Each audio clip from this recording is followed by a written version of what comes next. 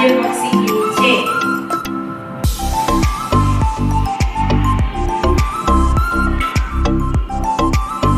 ગુજરાતનું સૌથી મોટું બંદર કયું છે?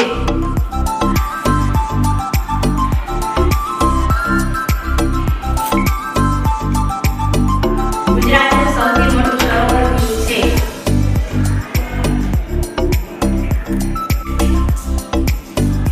ગુજરાતનું પાટનગર કયું છે?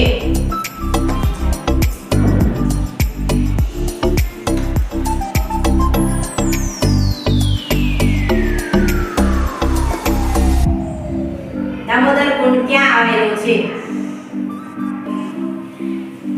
ગુજરાતની સૌથી મોટી ડેરી કઈ છે?